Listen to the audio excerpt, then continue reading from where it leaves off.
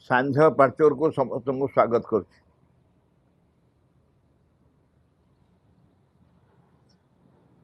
भाई भौणी मैंने आज विषय है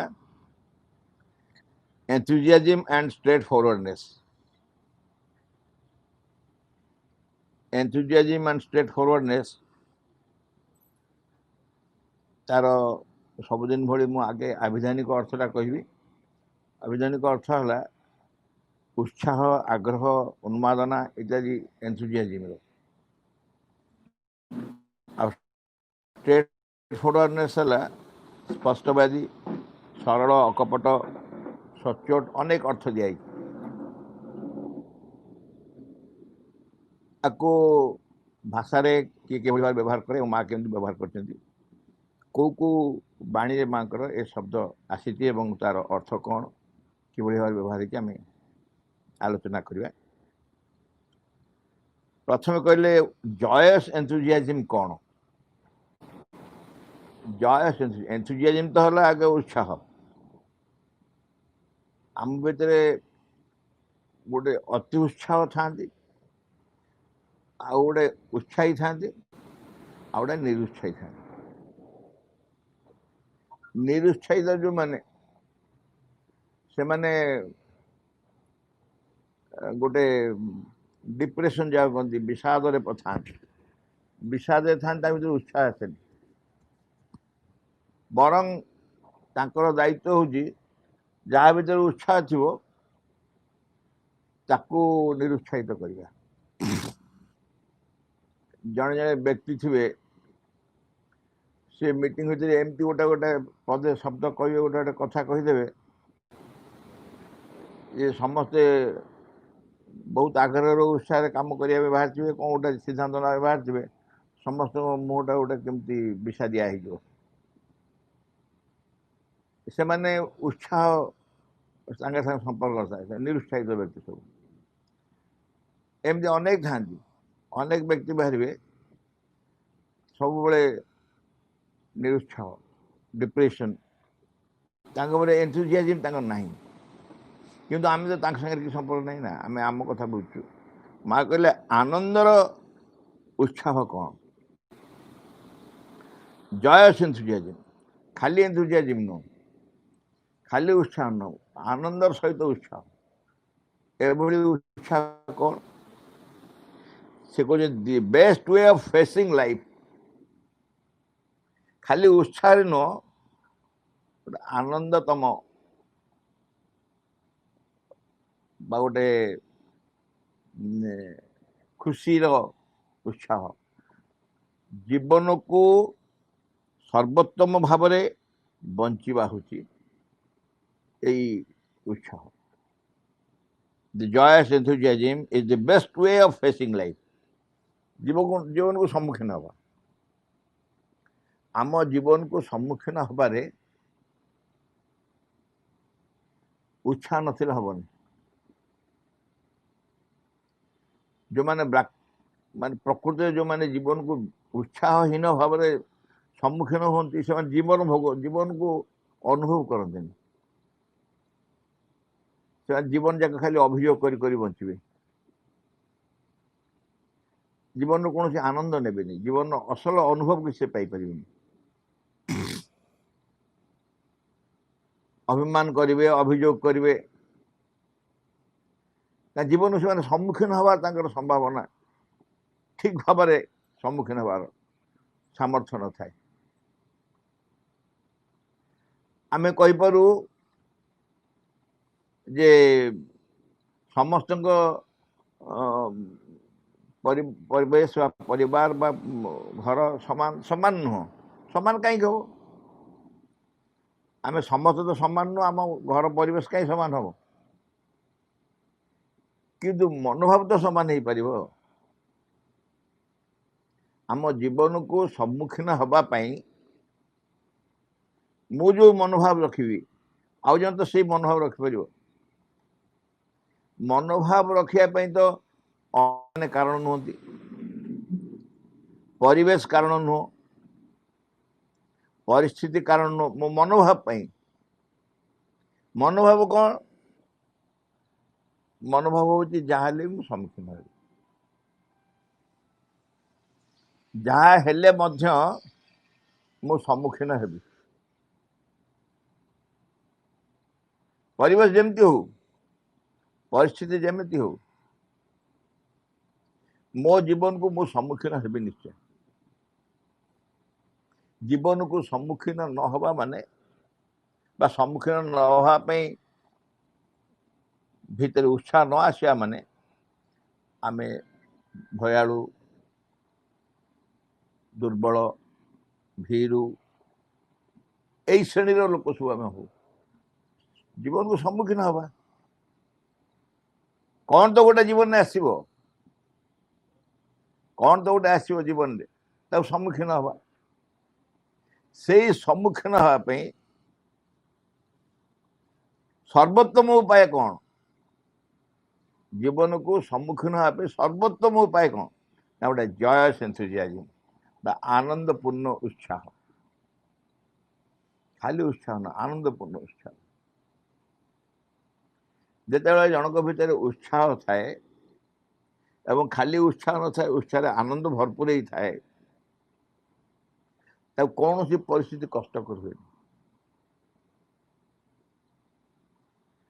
आम जो रास्तार चलीचु,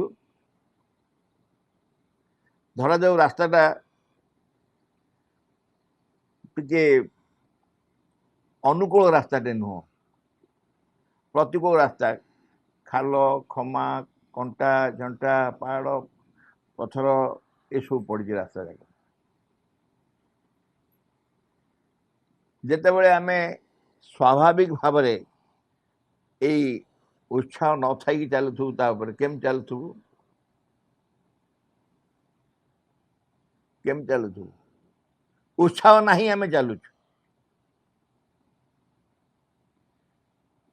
भाग्य कि खराब कि जानी मनुष्य को यही रास्ता पड़ला, आ गोटे भल रास्ता नाला यही रास्ता आसा पड़ला। माने भाग्य को निंदी मुह को एमती माने केमती गंधिया करी कष्टे मस्टे जिला भाया चलथिबो हैला। तापर कहला नाई नाई तुम उत्साह अच्छी चलबार से बाटे, से बाट कि तुम उत्साह अच्छी, उत्साह अच्छी चलबार उपाय कौन? अरे जो बाट हो जीवा को पड़ो जीवा, आउ गोटे बाट जे आडू भल आर कि मन नहीं पारे, आडू खराब बाट थी पारे, आठ भी खराब बाट थी पारे। ये हुए तो आम सब भल बाटे रास्ता जा उत्साह अच्छी भितर। आउ आनंदर उत्साह आसरे जीवा खुशी रे जीवा चलो मजा केड़े बढ़िया रास्ता केड़े सुंदर। जेते जाले रास्ता कौन मिल आम चेष्टा कले रास्ता तैयारी चेष्टा कर तो भल रास्ता पड़े जापर एमती रास्ता कौन सहज मिल गोटे बहुत बढ़िया अनुभव हम एक्सपीरियंस हम आम चलो मजा जीवा आनंद जीवा गोटे आनंदर उत्साह भितर सृष्टि कर जीवन को सर्वोत्तम भाव किए चाहेनी अनुभव करवा सम्मुखीन हाँपाई जीवन को सम्मुखीन हाँपाई सर्वोत्तम भाव किए चाहेनी किंतु उपाय जानती नहीं। सर्वोत्तम भाव सम्मुखीन उपाय हूँ एक आनंदपूर्ण उत्साह। उत्साह लोड़ा ता संगे आनंद भी छुआ लोड़ा।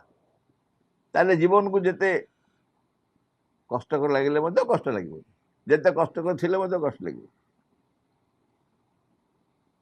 बहुत समय आम गोटे कहूनी निजको निजे प्रस्तुत कर केमती से जो कहानी समझ जानी जो जोता नथिला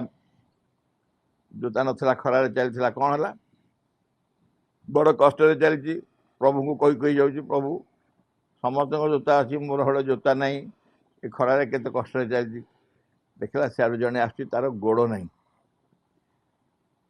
सांगे सांगे प्रकृतिस्थ हो गला प्रभु गोड़ अच्छी तो गोड़ नहीं केते खुशी रे आस बाड़ी धरिकी काखे ତାର ଗୋଡ଼ ନାହିଁ ସେ ଖୁସିରେ ଆସୁଛି, ମୋର ଜୋତା ନାହିଁ ବୋଲି ମୁଁ ମନ ଦୁଃଖ କରୁଛି।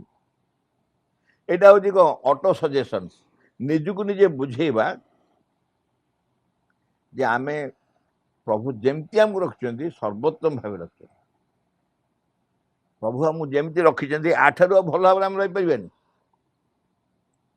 ସଂସାରରେ ଅନେକ ଲୋକ ଅଛନ୍ତି ଏଭଳି ଅବସ୍ଥାରେ ବି ନାହାନ୍ତି। ଏଗୁଡ଼ା ଉତ୍ସାହ ସୃଷ୍ଟି କରିବାକୁ ପଡ଼ିବ ନିଜ ଭିତରେ। ସେ ଉତ୍ସାହ ଏବଂ ଯେତେବେଳେ ସେ ଆସି କାମ କରିବ ତମ ଭିତରେ, ତମେ ଜୀବନକୁ ସମ୍ମୁଖୀନ ହେବା ତମ ପାଇଁ ଜମା ଗୋଟେ କଷ୍ଟକର ବ୍ୟାପାର ହେବନି। ସର୍ବୋତ୍ତମ ଭାବେ ଜୀବନକୁ ତମେ ଅନୁଭବ କରିପାରିବ ବା ସମ୍ମୁଖୀନ ହେଇପାରିବ। ତାପରେ କହୁଛନ୍ତି ଟ୍ରୁ ଏନ୍ଥୁଜିଆଜିମ୍। ପ୍ରଥମେ ତା କହିଲେ ଜୟସ୍ ଏନ୍ଥୁଜିଆଜିମ୍, ତାପରେ ଟ୍ରୁ ଏନ୍ଥୁଜିଆଜିମ୍। ପ୍ରକୃତ ଉତ୍ସାହ କ'ଣ? ବାସ୍ତବ ଉତ୍ସାହ କାହାକୁ କୁହାଯାଏ? ପ୍ରକୃତ ଉତ୍ସାହ is full of a peaceful endurance. ପ୍ରକୃତ ଉତ୍ସାହ ହେଉଛି ପରିପୂର୍ଣ୍ଣ ଭାବରେ ଶାନ୍ତିପୂର୍ଣ୍ଣ ସହନଶୀଳତା, ଶାନ୍ତ ସହନଶୀଳତା। ସହନଶୀଳତା ପରେ ତ ବହୁତ ଆଲୋଚନା ଆମେ କରିସାରିଲେ, ଆଗରୁ ବହୁତ ଚାପ୍ଟର ଗଲାଣି। ସହନଶୀଳତା ବରାବର ଆସୁଛି ସବୁବେଳେ, ତେଣୁ ସହନଶୀଳତାକୁ ବୁଝଉନି, କିନ୍ତୁ ମୁଁ ଏଠି ଖାଲି କହୁଛି ଯେ ଆମେ ନିଶ୍ଚୟ ବାଧ୍ୟ ହେଇକି ସହିବା ନା ଖୁସିରେ ଆନନ୍ଦରେ ପିସଫୁଲ୍ ସହନଶୀଳତା। ପ୍ରକୃତ ଉତ୍ସାହ ହେଉଛି it is full of a peaceful endurance. ଆମେ ସହୁଛୁ ଏବଂ ସହିବାର ଆନନ୍ଦ ପାଉଛୁ, ଶାନ୍ତିରେ ସହୁଛୁ, ଅଶାନ୍ତିରେ। ଆମ ଭାଗ୍ୟ ଖରାପ ବୋଲି କହିବୁ ସହୁନୁ, ପୂର୍ବଜନ୍ମର କର୍ମଫଳ ଭୋଗୁଛୁ ବୋଲି କହିକି ସହୁନୁ, ସହୁଛୁ ଆନନ୍ଦ ଏବଂ ଶାନ୍ତ ଭାବରେ। ମୁଁ ଯେତେବେଳେ ସହୁଛି ମୋ ଭିତରଟା ଶାନ୍ତି, ପୁରା ଶାନ୍ତ ଅଛି, କିଛି ବି ଏଠି ଅଶାନ୍ତି ନାହିଁ। ଏ ପିସଫୁଲ୍ ଏଣ୍ଡୁରାନ୍ସ, ସେଟା କ'ଣ ନା ଟ୍ରୁ ଏନ୍ଥୁଜିଆଜିମ୍। ପ୍ରକୃତ ଉତ୍ସାହ ହେଉଛି is full of a peaceful endurance. ପୁଣି ତାପରେ କହିଲେ our courage and endurance must be as great as our hope. ଆମେ ସମସ୍ତେ ଆଶା କରୁଛୁ, ଆମର ଗୋଟେ ଆଶା ଅଛି। ଆଶାଟା କେମିତି ହେବା ଦରକାର? ଆୱାର କରେଜ୍ ଆଣ୍ଡ ଏଣ୍ଡୁରାନ୍ସ, ଆମର ସାହସ ଏବଂ ସହନଶୀଳତା ମଷ୍ଟ be as great as hour Hope. ତମ ଆଶା ଯେଡ଼େ ବିରାଟ ହେଇଥିବ, ତମ ଆଶା ଯେଡ଼େ ବିରାଟ ହେଇଥିବ,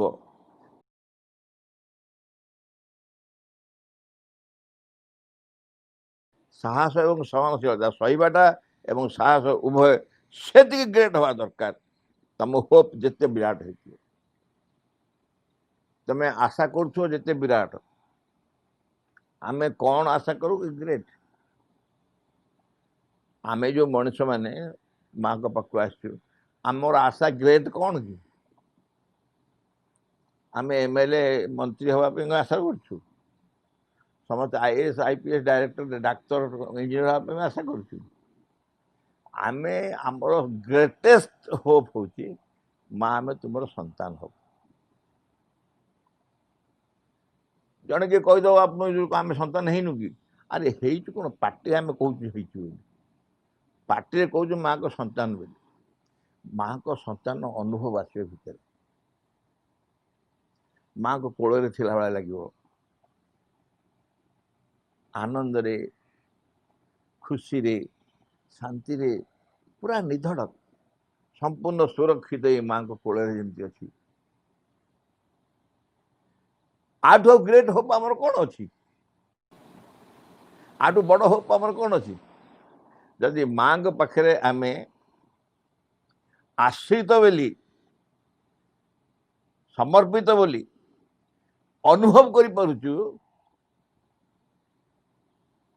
ବିଶ୍ୱାସର ସହିତ ଅନୁଭବ କରିପାରୁଛୁ, that is our greatest hope. ଆମ ସର୍ବୋତ୍ତମ ଆଶା ହେଲା ସେଇଆ। ସେଥିପାଇଁ କହିଲେ courage and endurance must be as great as our hope.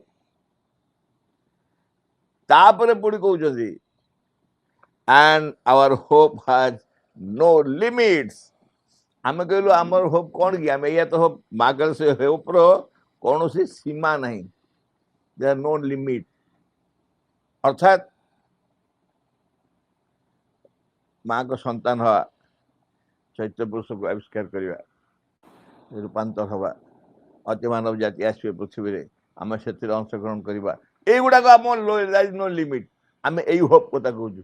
ଆଉ ନହେଲେ ସେ ଯେଉଁ ହୋପ୍ର ଲିମିଟ୍ ନାହିଁ ମା କହୁଛନ୍ତି, ଯେତେ ଦେଲେ ବି ନିଅଣ୍ଟ, ଯେତେ ଦେଲେ ବି ଅସନ୍ତୁଷ୍ଟ। ସେଇଟା ନାହିଁ, ସେଇଟା ଆସିଗଲା, ତାପରେ ଆରଟା ଦରକାର, ସେଇଟା ନାହିଁ, ସେଇଟା ବି ଆସିଗଲା, ପୁଣି ଆଉ ଗୋଟେ କ'ଣ ଦରକାର। ଇଏ ହୋପ୍ ନୁହଁ। ଏ ହୋପ୍ର ଲିମିଟ୍ ନାହିଁ ଏବଂ ଆମେ ବଞ୍ଚିଥିବା ପର୍ଯ୍ୟନ୍ତ ଆମର ଆଶା ବଢ଼ି ବଢ଼ି ବଢ଼ି ବଢ଼ି ଚାଲିଥିବ। କିନ୍ତୁ ଆମେ ଏ ଯେଉଁ ଲିମିଟଲେସ୍ ହୋପ୍ କଥା କୁହାହେଉଛି, I must be as vast as the universe. ମୁଁ ନିଜକୁ ସମଗ୍ର ବିଶ୍ୱ ଭଳି ବ୍ୟାପକ କରିବାକୁ ଚାହୁଁଛି। ମୋ ଭିତରେ ମୁଁ ସମସ୍ତଙ୍କ ଉପସ୍ଥିତି ଅନୁଭବ କରିବାକୁ ଚାହୁଁଛି, ସମଗ୍ର ବିଶ୍ୱର ଉପସ୍ଥିତି। ଗୋଟେ ଧାଡ଼ି ଅଛି ମହାଭାରତ 6ଠ ଅଧ୍ୟାୟରେ, ମନେ ଥିବ, ଯେ ତୁମେ ତାଙ୍କ ଭିତରେ, ସେ ତୁମ ଭିତରେ। ମୁଁ ଏହାର ଅନୁଭବ ଚାହୁଁଛି। ମୋର ଗୋଟେ ବହୁତ ବଡ଼ ହୋପ୍ କ'ଣ ନା, ମୁଁ ମାଙ୍କ ଭିତରେ, ମା ମୋ ଭିତରେ। ମନେ ଥିବ ସେ ଧାଡ଼ିଟା। ତୁମ ସବୁବେଳେ ଅନୁଭବ କରିବ ଯେ ତୁମେ ତାଙ୍କ ଭିତରେ ଅଛ ଏବଂ ସେ ତୁମ ଭିତରେ ଅଛନ୍ତି। ଏ ଅନୁଭବ କେମିତି ହେବ? ଉଦାହରଣ, ବହୁତ ସରଳ ଉଦାହରଣ କହିଥିବି ଆପଣ ସ୍କୁଲ ମାନଙ୍କରେ। ଗୋଟେ ଗ୍ଲାସ୍, ଗୋଟେ ବାଲ୍ଟି ଆଣ, ବାଲ୍ଟିରେ ବାଲ୍ଟିଏ ପାଣି ରଖ, ତାର ଗୋଟେ କାଚ ଗ୍ଲାସ୍ଟେ ନେଇଥିବ ତା ଭିତରେ। ବର୍ତ୍ତମାନ କାଚ ଗ୍ଲାସ୍ଟି ବାଲ୍ଟି ଭିତରେ ଅଛି, ପାଣି ଭିତରେ, ଏବଂ କାଚ ଗ୍ଲାସ୍ ଭିତରେ ବି ପାଣି ଅଛି। ଯଦି ବାଲ୍ଟିଟି ହେଲେ ମା, ମୁଁ ହେଲି କାଚ ଗ୍ଲାସ୍, ବାଲ୍ଟି ଭିତରେ ପାଣି ହେଲେ ମା, ପାଣି ଭିତରେ ମୁଁ ରହିଲି, ମୋ ଭିତରେ ମା ରହିଲେ, ପାଣି ଅଛନ୍ତି।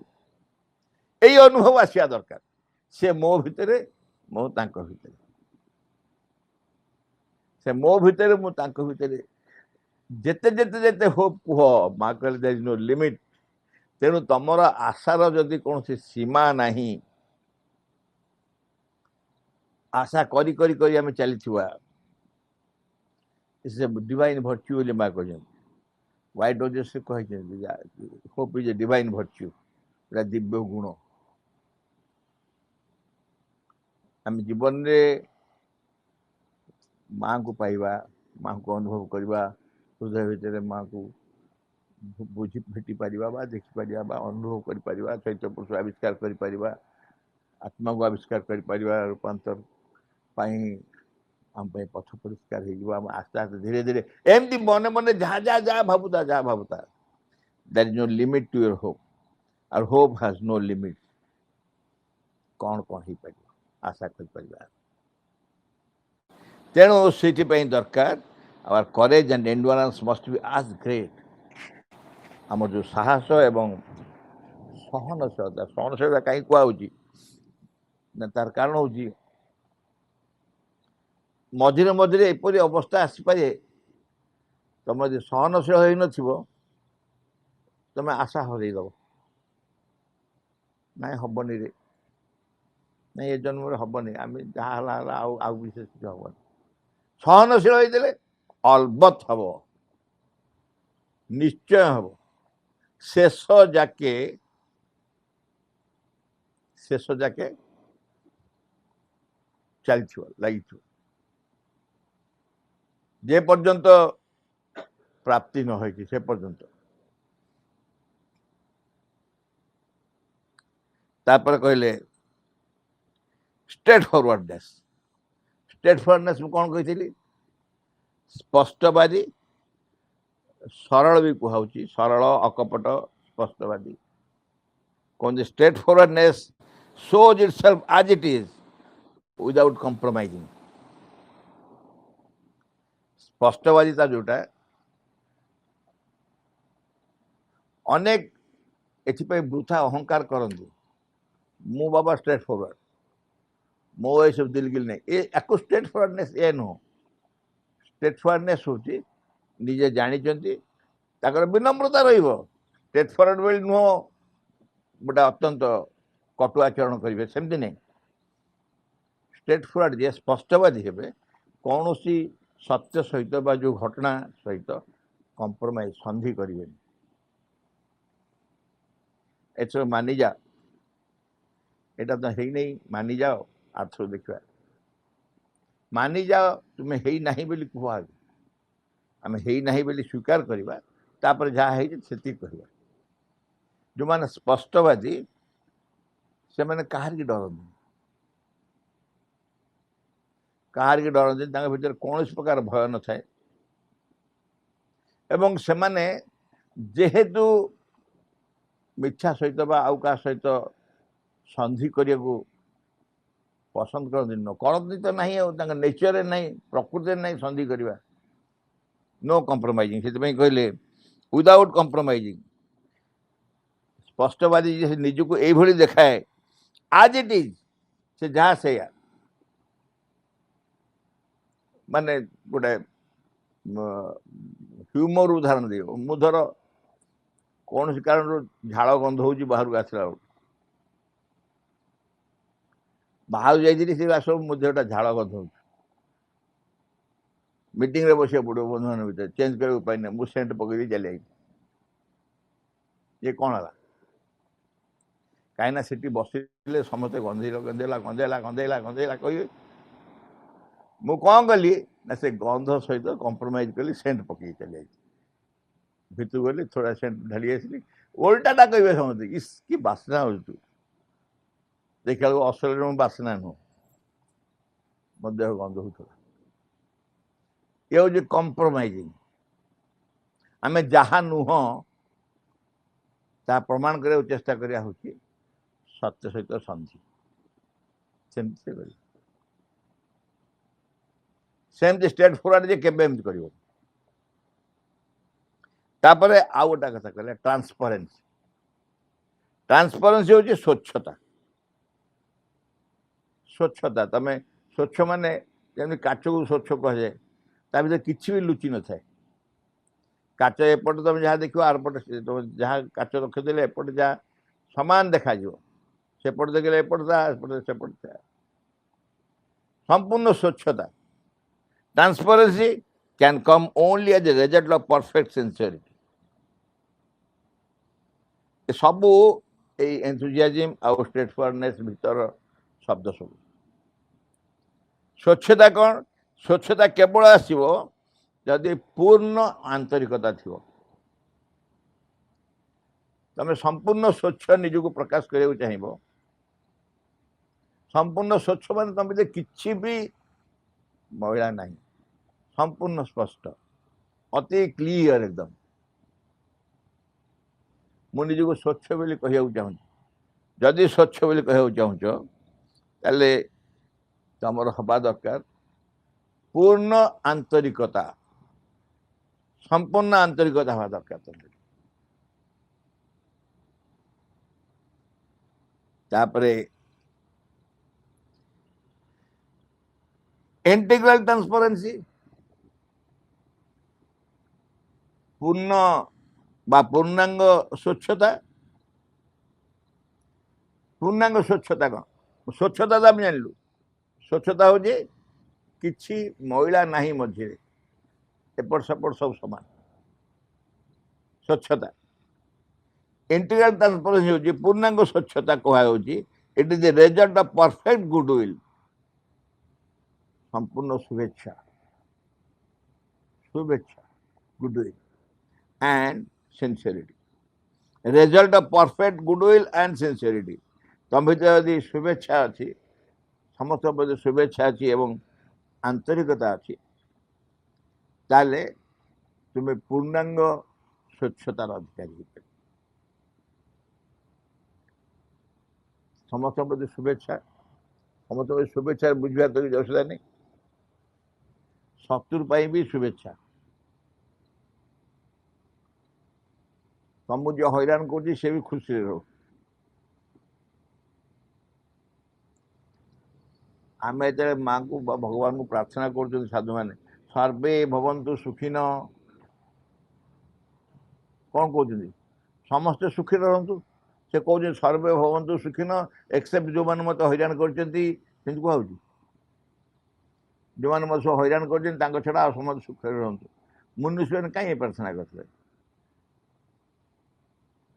असुविधा नाला कि एमती प्रार्थना करते समस्ते खुशी रहतु समस्ते आनंद रहतु integral transparency it is the result of perfect goodwill and sincerity संपूर्ण शुभेच्छा एवं पूर्ण आंतरिकता integrality is super sincerity last टू कहते एटा last message integrality is super sincerity पूर्णांगता हूँ परम आंतरिकता सर्वोत्तम आंतरिकता सुपर सिंसियरिटी सब कौन शब्द माँ के कहते सिंसियरिटी कहले सिंसियरिटी केते केते टर्म कह कि एठी आसी कहनी super sincerity superman supermental consciousness super को आम ये व्यवहार कर बर्तमान कहते सिंसियरिटी भी सुपर सिंसियरिटी अर्थात ता ऊर्ध्व सिंसियरिटी नहीं एटा सर्वोत्तम बा परम चरम आंतरिकता कौटा इंटीग्रिटी तुम भी पूर्णांगता आवश्यकता अच्छी लोड़ा अच्छी तुम भी दरकार सुपर सिंसियरिटी एक चरम आंतरिकता आंतरिकता आम जाचु सत्य चाहिए वास्तव चाहिए प्रकृति चाहिए इच्छा करवा छना विहीन सामान्य छना नथु से एवं ताहा पुणी सर्वोत्तम होता दरकार ए चैप्टर आज ये थिला काली आम आउ गोटे चैप्टर पढ़ा नोबिलिटी एंड रिफाइनमेंट अन्य दिन भली आज भी गोटे एक्शन संग आवृत्ति करवा जो थे उत्साह किछि किछि शब्द आम पाइबा खोजिकी ये सब बहुत पुराना गीत सबू सबू स्कूल सबू अपभाई मैंने प्राय शिखी पुराना जो मैंने बस नुआ नुआ स्कूल कथा मुझे कहीपरि नुआ जो मैंने स्कूल कले समस्ते सब जान नथिबे कि पुराना अपभाई समस्त जानी देल तुम्हें आम को नुआ जुगर बाणी अति मानस सूर्य तुम पदे प्रणमी देल तुम्हें आम को नुआ जुगर बाणी अति मानस सूर्य तुम पदे प्रणमी सत्य आलोक रे उज्जवल हे बधरणी अति मानस सूर्य तुम पदे प्रणमी सत्य आलोक रे उज्जवल हे बधरणी अति मानस सूर्य तुम पदे प्रणमी देल तुम्हें आम को नुआ जुगर बाणी अति मानस सूर्य तुम पदे प्रणमी अंधार धरणी को करिबा उज्जवल शरीर आम को देल अशेष बल प्राण रे देल उत्साह आशा संचार मन आमर उल्लसित हेला प्रबल अतीत एबे होई गला खाली कहानी अति मानस सूर्य तुम पदे प्रणमी देल तुम्हें आम को नुआ जुगर बाणी अति मानस सूर्य तुम पदे प्रणमी विफलता पाई चिंता करिबा कहीं सफलता मिलू अबा न मिलू नहीं बरिने बा दुनिया को करम भूई आदरिने बा समस्त को भौणी भाई देखाई देबा जगत रे नवसरणी अति मानस सूर्य तुम पदे प्रणमी ଦେଲ ତୁମେ ଆମକୁ ନୂଆ ଯୁଗର ବାଣୀ, ଅତି ମାନସ ସୂର୍ଯ୍ୟ ତୁମ ପଦେ ପ୍ରଣମୀ। ଛୋଟ ଛୋଟ ଶିଶୁ ଆମେ କାଲି ହେବା ବଡ଼, ଦୁନିଆରେ ଅଛି ଯେତେ ଯାହା ଗୋଳମାଳ, ସହି ନେବା ମଥାରେ ସବୁ ନ ରଖି ଡର, ଉତ୍ସାହ ଭରି ଦେବା ଆମେ ଜଡ଼ ଦେହର, ଭରି ଦେବା ଦୁଃଖୀର ମୁହିଁ ଆନନ୍ଦ ଆଣି, ଅତି ମାନସ ସୂର୍ଯ୍ୟ ତୁମ ପଦେ ପ୍ରଣମୀ। ଦେଲ ତୁମେ ଆମକୁ ନୂଆ ଯୁଗର ବାଣୀ, ଅତି ମାନସ ସୂର୍ଯ୍ୟ ତୁମ ପଦ ପ୍ରଣମୀ। ଦୁଃଖ କଷ୍ଟ ଜଗତରୁ ହୋଇବ ଦୂର, ଜରା ବ୍ୟାଧି ମୁକ୍ତ ହେବ ଆମ ଶରୀର, ସଂସାରରେ ମନୁଷ୍ୟ ହୋଇବ ଅମର, ଏ ମର୍ତ୍ତ୍ୟଧାମ ହୋଇଯିବ ସ୍ୱର୍ଗପୁର। ପାଶେ ପାଶେ ଥିବେ ସଦା ଆମ ଜନନୀ, ଅତି ମାନସ ସୂର୍ଯ୍ୟ ତୁମ ପଦେ ପ୍ରଣମୀ। ଦେଲ ତୁମେ ଆମକୁ ନୂଆ ଯୁଗର ବାଣୀ, ଅତି ମାନସ ସୂର୍ଯ୍ୟ ତୁମ ପଦେ ପ୍ରଣମୀ। ସତ୍ୟ ଆଲୋକରେ ଉଜ୍ଜ୍ୱଳ ହେବ ଧରଣୀ, ଅତି ମାନସ ସୂର୍ଯ୍ୟ ତୁମ ପଦେ ପ୍ରଣମୀ। ଦେଲ ତୁମେ ଆମକୁ ନୂଆ ଯୁଗର ବାଣୀ, ଅତି ମାନସ ସୂର୍ଯ୍ୟ ତୁମ ପଦେ ପ୍ରଣମୀ। ଅତି ମାନସ ସୂର୍ଯ୍ୟ ତୁମ ପଦେ ପ୍ରଣମୀ, ଅତି ମାନସ ସୂର୍ଯ୍ୟ ତୁମ ପଦେ ପ୍ରଣମୀ। ଭଗବତ ସେବକର ପ୍ରାର୍ଥନା। ବିଘ୍ନ ବିନାଶନ ହେ ଭଗବାନ, ଜୟ ହେଉ ତୁମର। ଆମମାନଙ୍କ ଅନ୍ତରରେ କିଛି ହେଲେ ଯେପରି ତୁମ କାର୍ଯ୍ୟରେ ଆଉ ବିଘ୍ନ ନ ଘଟାଏ, କିଛି ହେଲେ ଯେପରି ତୁମର ଆବିର୍ଭାବରେ ବିଳମ୍ବ ନ ଘଟାଏ। ସକଳ ବିଷୟରେ ସକଳ ମୁହୂର୍ତ୍ତରେ ପୂର୍ଣ୍ଣ ହେଉ ତୁମର ଇଚ୍ଛା। ତୁମ ସମ୍ମୁଖରେ ଛିଡ଼ା ହେଇଛୁ ଆମ୍ଭେମାନେ। ତୁମର ଇଚ୍ଛା ହିଁ ଆମମାନଙ୍କ ମଧ୍ୟରେ, ଆମମାନଙ୍କର ସତ୍ତାର ପ୍ରତ୍ୟେକ ଅଙ୍ଗରେ, ପ୍ରତ୍ୟେକ କର୍ମରେ, ଉଚ୍ଚତମ ଚୂଡ଼ାରୁ ତୁଚ୍ଛତମ ପ୍ରତ୍ୟେକଟି କୋଷରେ ପୂର୍ଣ୍ଣ ହେଉ। ତୁମଠାରେ ଆମମାନଙ୍କର ନିଷ୍ଠା ହୁଏ ଯେପରି ସର୍ବାଙ୍ଗୀନ ଚିରନ୍ତନ। ଆମମାନେ ଅନ୍ୟ ସବୁକିଛି ପରିହାର କରି ଚାହୁଁ ସମ୍ପୂର୍ଣ୍ଣ ରୂପେ ତୁମ ପ୍ରଭାବର ଅଧୀନରେ ରହିବାକୁ। ଆମମାନେ କେବେ ଯେପରି ନ ଭୁଲୁ ତୁମ ନିକଟରେ ଗଭୀର ଭାବରେ ନିବିଡ଼ ଭାବରେ କୃତଜ୍ଞ ହୋଇ ରହିବାକୁ। ପ୍ରତି ମୁହୂର୍ତ୍ତରେ ତୁମେ ଆମମାନଙ୍କୁ ଯେଉଁ ଅପରୂପ ସମ୍ପଦ ସବୁ ଦାନ କରି ଯାଉଛ, ସେ ସବୁର କିଛି ଏପରି ଆମମାନେ ଅପଚୟ ନ କରୁ।